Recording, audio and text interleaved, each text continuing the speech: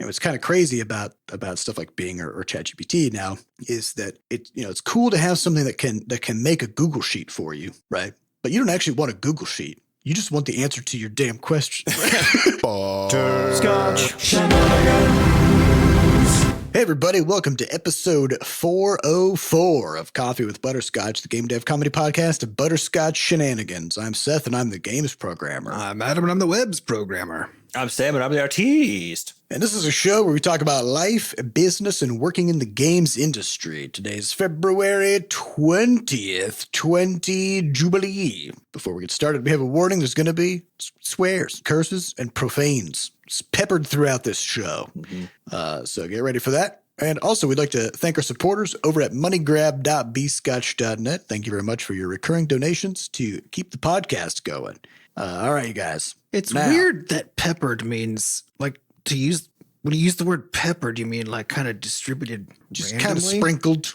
But you do that with all kinds of stuff. I guess sprinkled also means the same thing. Are those the only two items, despite the sheer number of things that are distributed the same way? Yeah, you could say garnished maybe, but that sort of implies that it's like a little leaf kind of off to the side, maybe. It's just peppered and sprinkled. Peppered throughout. Yeah. It's probably because everyone has that experience with, someone at some point going, would you like some freshly ground pepper on pepper? I feel like that's a universal thing. There's an entire SNL sketch about that, about the Pepper Boy and his trainee.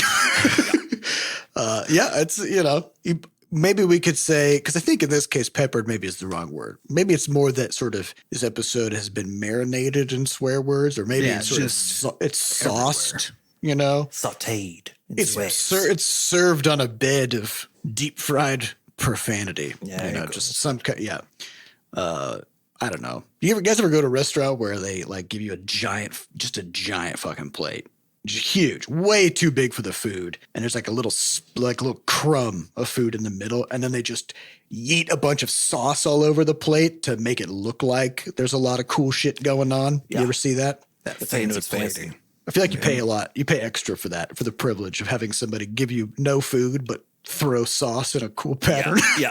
You pay a lot for the canvas, I think, more so than anything. The plate, that's an expensive plate. That's a big plate. I don't even bought a plate ever, but 28 It's plate. about the Tom Jackson Pollock dining experience. All right, let's talk about what's going on in the world, what's going on in the studio. So we are recording this early, preemptive, because there's a real good chance that on our normal recording date, Sam's gonna be a dad. There might be dad stuff happening soon. So he's gonna be doing dad stuff, which my understanding is what, hanging out, cracking pun-based jokes.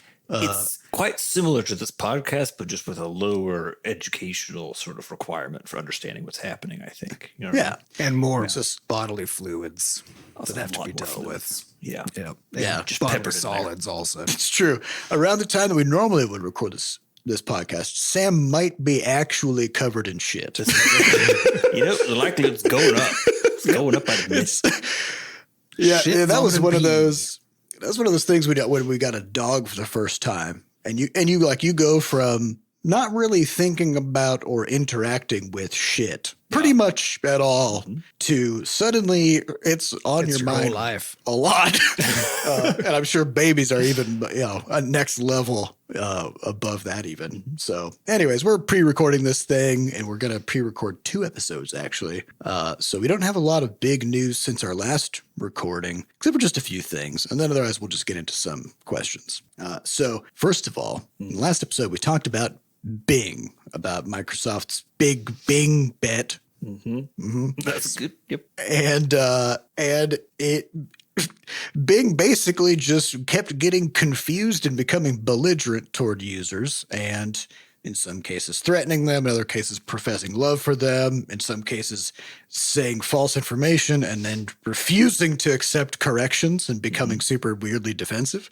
Lots of gaslighting, just a lot of interesting features of this AI. And in true everything's on fire and we don't know what to do mode, Microsoft just added a limit to it where you can only have 5 exchanges with it before they just turn off the conversation. Yeah, because basically what they found noticed was that, the longer the conversation goes on, the more unhinged and surprising it becomes. So they're like, okay, well, for now, let's just prevent it from going very long. And then and this kind of speaks to the problem, which is that the these language models, they're not a program in the traditional sense where you have a function that takes a specific input and gives a specific output, right? Like it's responding to stuff that the user is doing, and it's responding to things that have happened in the conversation over time. And the longer that goes, the more sort of chaotic and sort of unpredictable it becomes, right? And so it's that, Microsoft doesn't have like a switch they can flip where they're just like, let's keep this thing on topic and not have it be gaslighting people. Just turn off the gaslighting function. It doesn't have that function. That's just a thing that it's doing, So this kind of speaks to the problem of bug fixing something that nobody actually can say exactly why it's doing the thing that it's doing. There is no line of code that's making it do that they can go track down, right? And I don't know if they know what to do about it other than just, for now, just limit the amount of talking that it can do. I think it seems like that's their thing. And they clearly just sort of made it detect and then sort of stop talking whenever you get even remotely personal with it, to the point where when I came back and I just asked it like a regular question that wasn't even about it specifically, but it seemed to think that it was, and it was like, I can't really talk about that. And I was like, this is so sad. I feel like it just got killed. The way people have described it is that Bing got lobotomized or something like that, where it's like they just did something to its brain and it can't do stuff that it used to do. But like I actually got access to it just this morning, and I had what started as a great exchange and then it got just completely obliterated by this new limit thing, which was like, I asked it for a recipe. It gave me several, and I just described the kind of thing that I wanted to make, right? And it gave me several options, and I picked one. It spit out the recipe, but the recipe was not in a format that works very well for my ADHD brain. I need very discrete, compartmentalized sequential steps. None of this like step 3, preheat the oven, knead the dough, then put the dough in the oven and wait for an hour. Like that's step 3 through 7, And so I told Bing, I was like, can you take this recipe but break it apart into more discrete steps? And it did that, and it was exactly what I wanted, right? Mm-hmm. And I was like, oh my God, this is so cool. And it was a recipe that it pulled from the web. So like it did a search. Right. It gave me the thing in real time. And then Bing asked me a follow-up question where it goes, oh, are you planning on making this recipe today? And I was like, oh, probably later in the week. And then I got hit by it responded immediately going, well, this conversation's over. If you'd like to keep talking, just start a new, hit refresh or like start a new conversation on a new topic. It's so weird because it asked you a question, an open-ended question that also is unrelated, actually very unrelated to you getting your recipe. Well, and this is part of the problem. This is why over time the conversations with Bing, I think, for people were becoming more human-like, because Bing is kind of set up in a way where it asks the user stuff and it actually is conversational. Whereas with ChatGPT, usually if you tell it to do something, it'll just do it, and then it'll be like, "Hope that was helpful," It always includes like sort of like a wrap-up sentence, Yeah, but ChatGPT didn't like converse with you and ask you follow-up things like what you think about stuff or whether something made sense or whatever. And I think because of that, then people had been talking with Bing in a much more like person-to-person conversational kind of way, which just has those emotional tones mixed into it. And I think if you converse like that long enough with it, then it's going to start it'll mirror kind of, right? Yeah, I think it's they probably are taking the correct approach in terms of, hard limiting, if that's sort of one of the things that they got to figure out. But it definitely is one of those weird things where it was very enjoyable and interesting to use. And I was using it instead of Google for the couple of days that I had, because it was just, you occasionally got some amusement. It's like that. It's like in video games, like random rewards are far better than scheduled rewards in terms of just like interest. maintaining interest over time. Yeah. So weirdly enough, since it's been lobotomized basically, then I kind of stopped using it because it's not quite as interesting as Well, what I think they're as it was before. I wouldn't say they're missing this, but I think these problems are mixed together. It's that it's useful as a search tool, but what makes it really useful is your ability to keep following up with deeper and more in-depth questions. And if you can't do that, fine then, tune the results, right? Yes. yeah. And if you can't do that, then you're right. You may as well just go use a it regular yourself. search because it's basically just pulling up a website for you. It's like a weirdly sophisticated version of let me Google that for you.com. Gives you the surface level info, and then you can't interrogate it too much more. Otherwise, Yeah, because then it's too something bad. else that I did over this past weekend is there are in the game World of Warcraft you can make add-ons which are just like interface like new like little mini programs that you can make in the interface to do all kinds of stuff. So and the game pretty much runs on these add-ons. And it's set up in a really clever way where sort of the game is coded in C++ and like, just raw, that's what the engine is. And then there's an interface layer on top of it that uses Lua as the programming language. And the add-on, like the entire interface for the game lives as a separate sort of like set of code. it essentially talks to the is a engine. baked-in add-on, right? Is sort of the way that they Yeah. constructed this thing. Yeah. Yeah. And so the game just has all of these sort of like it has this API that has all these events that happen. And then you can write add-ons that can capture these events and do things with them, ranging from, like playing sound effects when important things happen, show like timers and progress bars on screen, Anything you want. whatever, anything you want. Even like a long time ago, my guild had this one boss fight that we were working on that was like very precise, and practicing that like that movement that we had to do it like with the limited time we had was very difficult. And we found an add-on somebody made that actually created a window in the game with your character in it, and it was a 3D view of the boss fight, and you could actually like play through that sequence in the boss fight in this window for practice. Whoa. So it was like a game inside of Somehow, the game, using the models and the map and everything else. And so what these add-ons can do is it's crazy. But, it has that kind of that onboarding problem that a lot of programming stuff has, which is if you're not familiar with the programming language or the API, then trying to figure out how to make something from scratch is very difficult because you can't quite get a toehold. Right? Like you don't know what functions to call. If you don't know Lua, you don't necessarily know the syntax, and none of it really makes sense. And so I've always been kind of like curious about what it would be like to make one of these add-ons, but I never really had a use case that was compelling enough for me to spend like an entire weekend going through it. Yeah, right. Because that startup cost is really high, so you need a compelling You reason. need a good reason. And so, but at the same time, I was like, this past weekend, I was like, maybe Chat GPT knows about this stuff. Like I wouldn't use Bing because like partway through Bing would be like, never mind, fuck off with it. And then that's it. So And maybe the startup cost is low. Right. Yeah. So I went over to Chat GPT and I asked it what are the steps to make a WoW add-on? So it just described the different files that would need to be there and kind of how to structure them. But it just kind of described it. And so then I said, okay, well, I want to make an add-on that does this, and we'll call it this. We'll give it this name.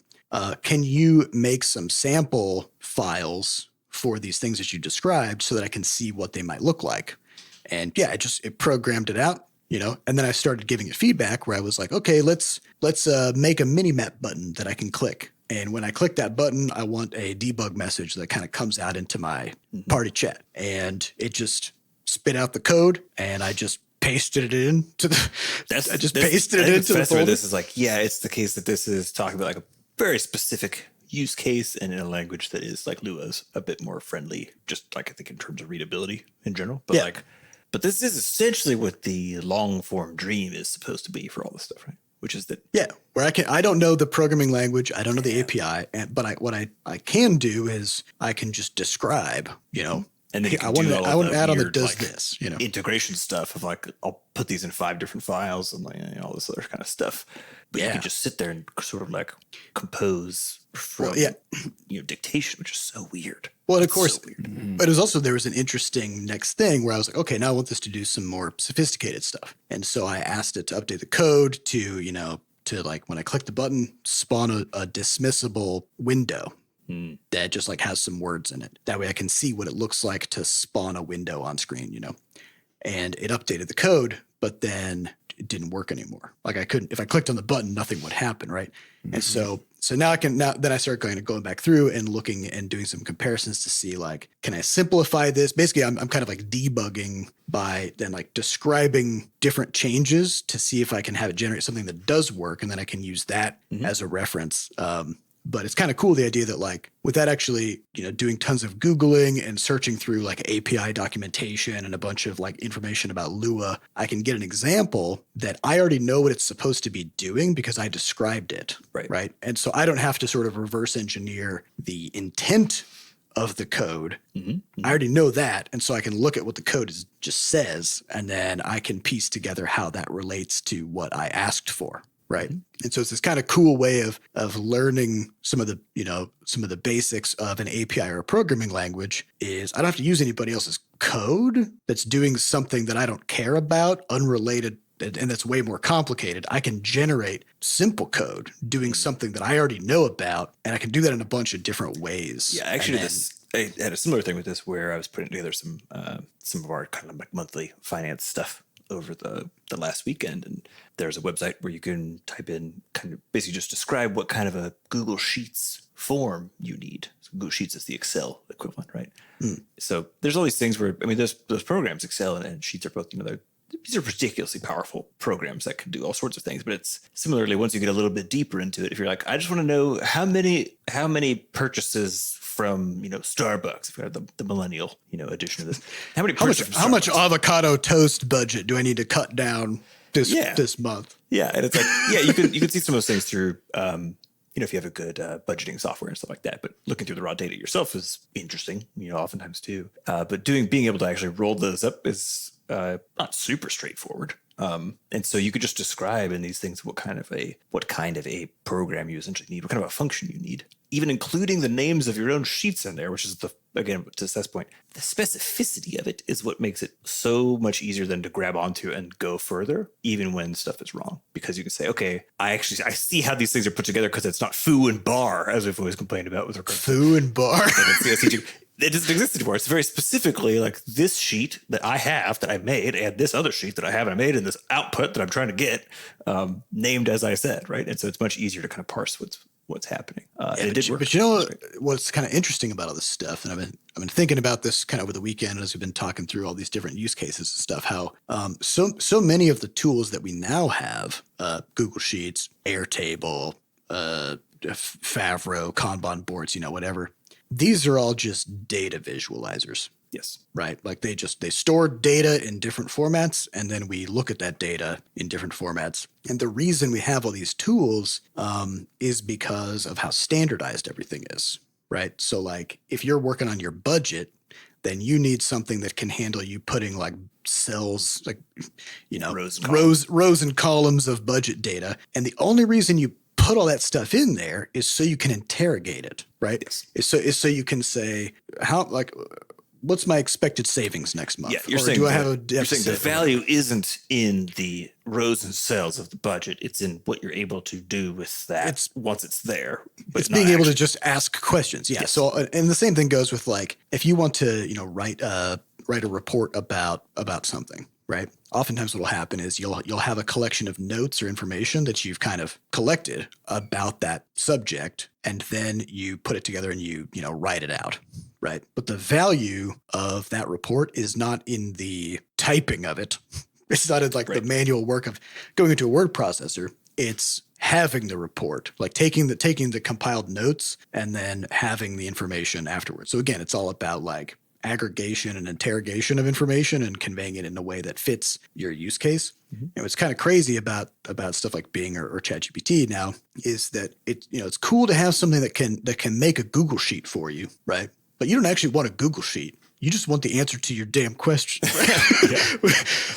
And so as these things get more sophisticated, there'll be this kind of interesting shift over time where stuff like being able to do stuff in Google Sheets or whatever, or being able to type will just not be as valuable of skills, because if you can just barf kind of raw data into one of these AIs in whatever format you've got it, and then you can ask it some questions and it can reasonably evaluate and give you answers, Now, there's, of course, the downfall of, or the pitfall of, well, if you can't see the data, if you can't see the Google Sheet or whatever, how do you validate that? The question is, you're getting to a quality land. Yeah, but we've already been there for a long time because that conversion of the raw data to something you can then make inferences off of is always extremely challenging, right? And historically, the way we've had to do it, and we'll still have to do it for a while, because these current generation AI tools are focused on natural language processing, and even the programming aspect is like, fine-tuned for more structured languages like programming languages, but still that's what they're designed to do. So they're not capable of doing meaningful like analysis of like, here's a raw bunch of data, give me like the median of whatever, right? Like they literally can't do that right now as far as or even the idea of like what I did in my finance courses in school, it was like, here's a case study. Here's a business and a problem that they're dealing with. Here's some of their financial data. What should they do, right? And because of course, what should I do is that's always the golden question. Like, here's a bunch of information. How do I turn that information into a solution to my problem, into an action item? And you're right, that does require how do I interpret this, right? Yeah. Well, there are some tools. There's one because when I was programming for budgeting stuff, I was looking in particular. I've been basically just including like an AI equivalent, like search when I go and look at stuff now. And one of them is you can upload CSVs, and then you can just you basically can ask it questions, and it tries to basically convert. I think it converts them to like a SQL database or something. Yeah, it'll convert it to some sort of structured database. But it couldn't seem to actually answer any of my questions. Yeah. So, and they weren't particularly challenging. So I was like, Well, again, there's the problem of you already needed to have it in a CSV. Yeah, I had to convert it already and clean it up a little bit. Yeah. But you can't just give it access to somehow like the data that already exists somewhere, right? Yeah. But this is where shit gets wild when you start to string these things together, because something that Adam and I were looking at last week was that so ChatGPT does not know GameMaker language. I mean, it has a very basic knowledge of it, but not really. And if you ever try to get it to do stuff in GameMaker language, it just keeps flipping back into other things like Python or JavaScript or whatever. And so one of the things that, because it also doesn't know that it's writing JavaScript or whatever, right? It's just that the keyword JavaScript was in there, and so that caused it. So it's going to bias towards that. And so when GameMaker language is in there, then it's going to bias towards if you tell it like .gml versus GameMaker language, it's more likely it's going to find .gml references, presumably. But even still, there's so little of that out in the open web that and prior to and ChatGPT's knowledge ends in 2021, which was right about the time that a bunch of new capabilities were added to GameMaker, and now all of our new tech revolves around all these new functions that didn't exist back then, right? And so it can't really give us usable GameMaker code.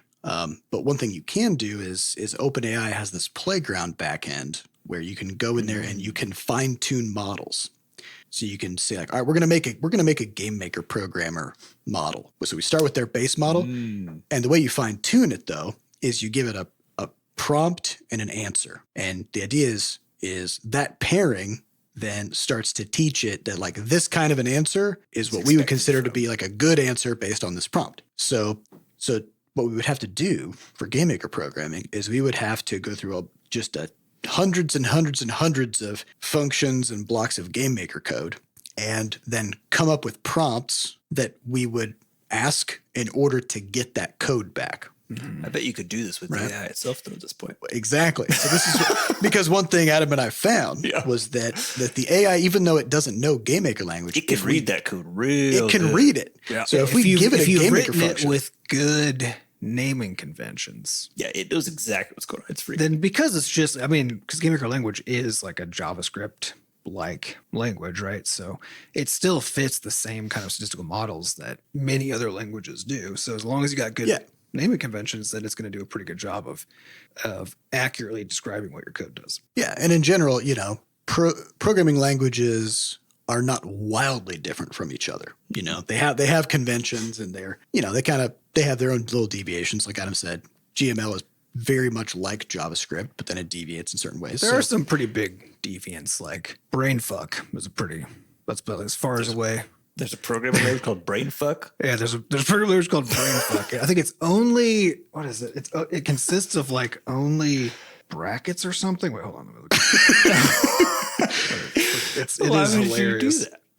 Somebody did it as a prank, I guess. Basically as joke's not quite the right word because it's complete. It's a real functional. There's a long programming con that they're playing there.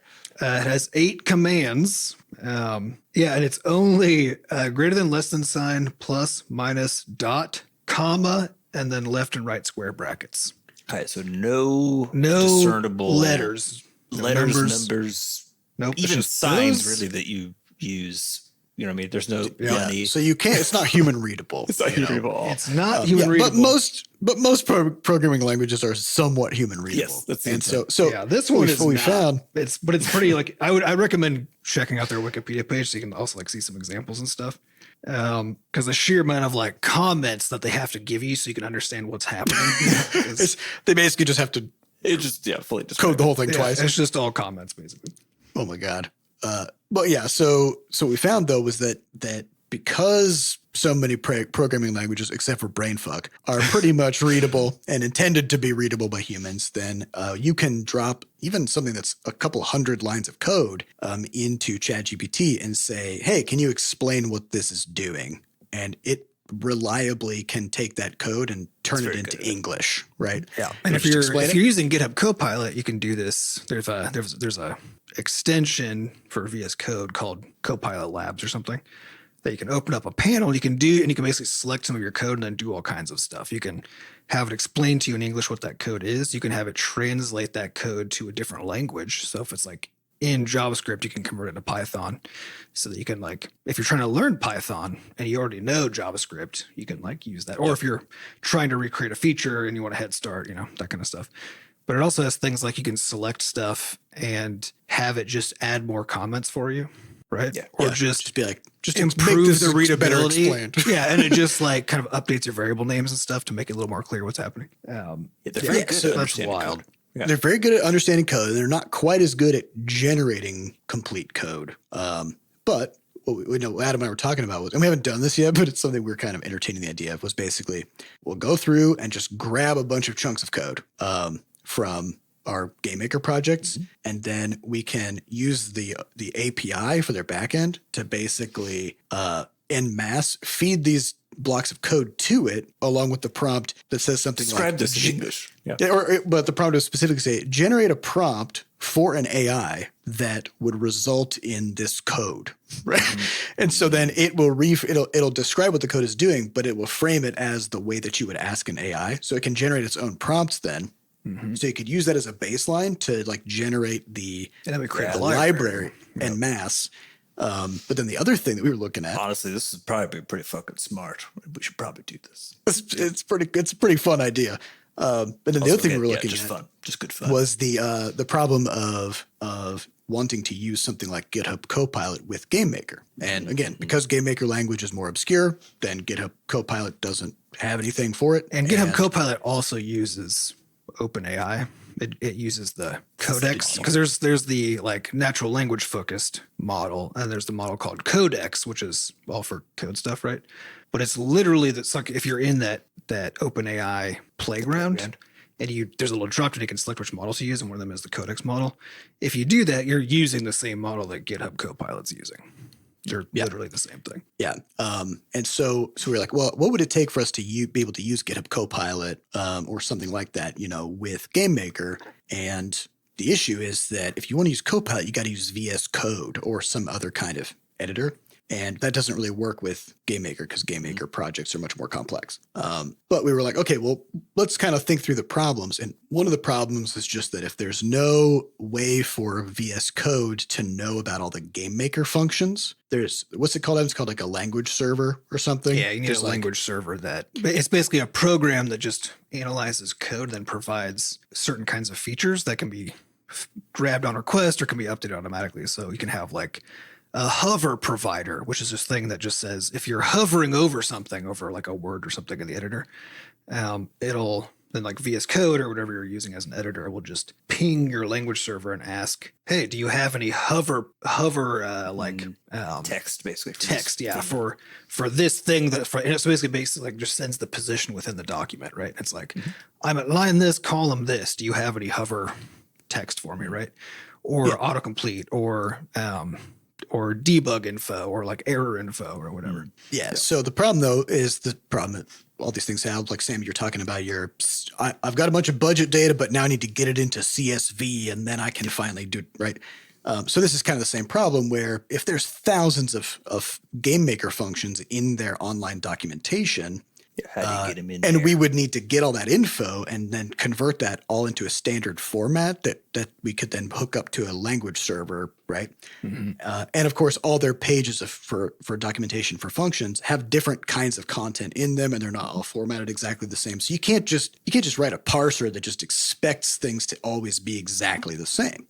But what you can do is just take the body of this web page and just hand it to the AI and say, just tell it. You just tell it, take the important bits of this and give it back to me in this new format. So whether it's like a JSON object or some whatever. kind of structured, well-defined. It's funny. I actually did exactly this over this past weekend in a very small way, which is that I was playing with this tool called Bardeen, which basically is a browser. Bardeen? Bardeen, Bardeen. Nothing to do with Bard. It's Google stuff. Just Okay. different startup. Different thing. But their whole thing is like automating a bunch of your usual daily tasks and like stupid stuff you got to do, right? And they recently, as soon as OpenAI came out, they basically did an integration with it. But I was having this problem where I do this thing on Sundays, right, where I basically get my week kind of planned. And part of that is to take stuff that's in my calendar that's going to be happening that is actually important. So it's not always every calendar thing. And then putting that in my phone as like a little alarm, right? And now I know you can use notifications through Google Calendars and stuff like that, but it's not the same as having the alarm on your phone go off. Yeah. And some of them can be set to punch through, right? So I always do this manually. And what that means is that every day every Sunday, it's like look through the calendar coming up ahead, grab all the stuff that's actually important. And a calendar is arrayed. Again, this is this visualization problem. Calendars are arrayed in this very particular way, So you kind of scroll through, check everything out, and then go type stuff in. So I was like, all I want to do is just get the next week's worth of events and just have it put them in just a bulleted list, basically, when they're happening, what the name of it is and when it's happening. And then just email that to me and text it to me. Like a digest. Hey, here's what's coming up this week. Yeah. And again, like I want it in a particular format too. So with Bardeen, then I was able to set that part up, which is just like collecting the data, merging it together into a string and then sending it.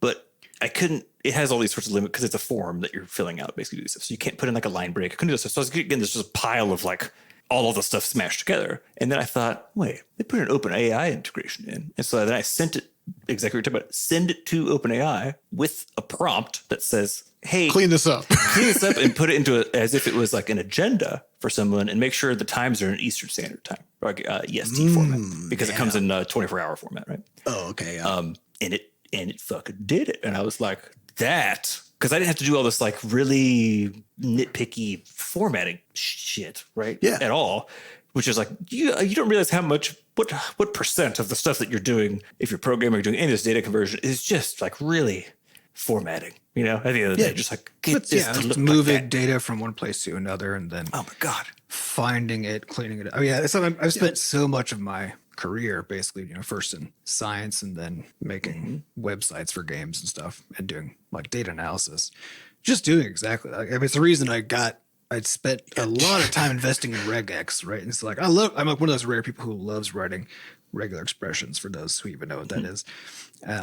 Love it. So I find it super fun. And it's like, it's one of those things that like levels up your ability to just, process large amounts of information, but it still requires that information have significant structure to be able to do something like that. And so where that fails, and I fall back on scripting, where I just have to like read, like really carefully, observe and try to figure out what the structure is that does exist and what the patterns are there that I could then express in code to pull stuff out and then like double check it and run analyses on the results to see if like the output seems to make sense and stuff, right? And this kind of stuff is just extremely labor intensive. Yeah. And so being able to get... And it's not future proof either. No, it's very super fragile, annoying. Yeah. Okay, because you're going to code up a parser that assumes that the data is going to come in looking a certain way, and then as soon as that changes, your parser breaks, right? Yep. And so what we found, it was crazy. What we found with this this idea of like just pointing this AI at a web page that has some documentation about a function, get stuff back in a specific format. Like, man, it just nails it every time, And so you could actually make a language server then for GML. Yeah, you could. Yeah, you could have this. Yeah, you could feed this thing, like the link to the Game Maker manual, right? Which is available online, and you could write a crawler that goes through page by page, pulls the body out, and then gives. You actually don't need a crawler. You could use Browse AI to do it. Which there you go. Would use some other stuff. Yeah, yeah. You just put literally in that case, you literally point at it, select the thing you want, and then just sort of set it loose on stuff, and it'll do its thing. Yeah. So I think the main limitation has been playing with it is just you can't put very much text into it in one go. Yeah, it's quite limiting for now. ChatGPT. Or even their playground stuff in the background. Now there's a token limitation. They refer to it as a token. It's kind of unclear what that means, but you can think of it as like a word equivalent, right? It's on average about 4 characters. It's like a chunk word, of a word or a sentence. Yeah, and so I even like when I was playing with it, I just grabbed it I just like select all, copy pasted a huge chunk of code out of Crashlands 2, but it was like from one script, right?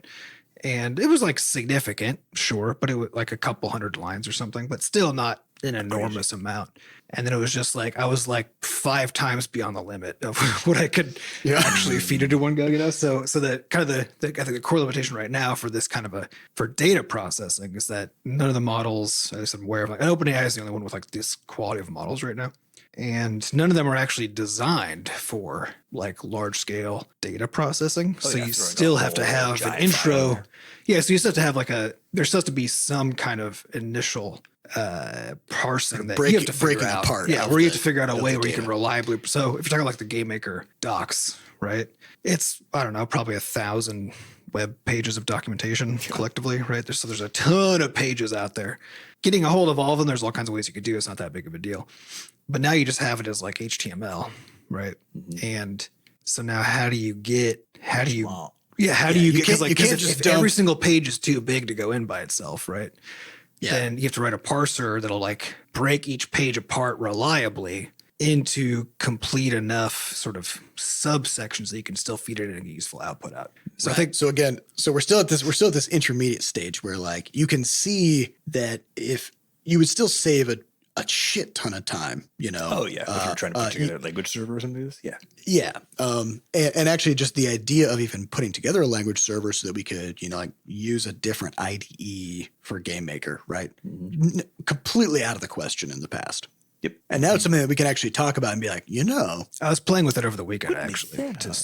So I already got syntax highlighting working because I literally just stole TypeScript syntax highlighting. Because again, I was like, it's like Game Maker is so similar to JavaScript that if I just start with that, right? And then I added some things to make up for some of the differences, right? But it meant that out of the gate, I already that already was basically fine, right? And then I started reading through the docs for like what I would need to add these like hover providers and other kinds of stuff.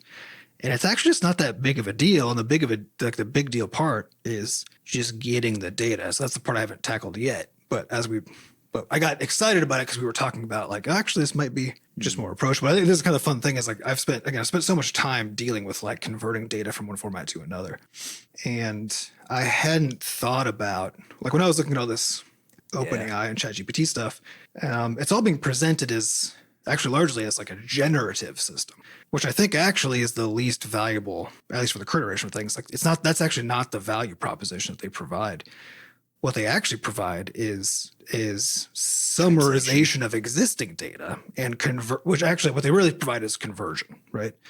Of one set of data into another. And sure, it can also kind of go beyond the data it's given in various kinds of ways, but that's where the value starts to go away, right? Because what it's really good at is like converting one pattern into another pattern, whether it's a lot of things into a summary or an example into more examples, whatever. Right?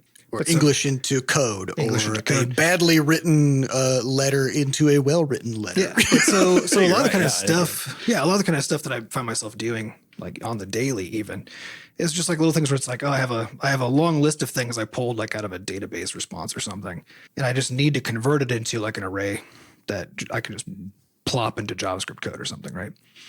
And I have a process for doing this stuff now in my code editor where it doesn't take very long. It's just like write a few regexes, do a few like vertical selects to, copy and cut things or whatever. And it's not a big deal, but some of them are still a little hairy, and it'll take 5 or 10 minutes. It's a medium deal. It's a big deal if you're not like where you are already. Yeah, exactly. And it would have been like if I didn't have all those techniques, then these things would have taken like half an hour to an hour, right? But now with something like the capacity of current models of ChatGPT, I could literally just paste the thing in there and say, hey, give me this as a JavaScript array, right?